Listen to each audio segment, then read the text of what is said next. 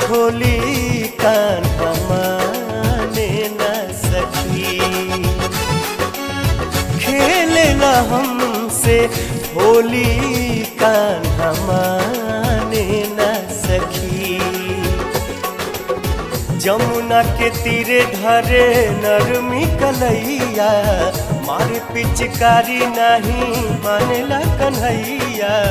भीजेला हमरी चोली कान्हा माने न सखी। खूब करे ठिठोली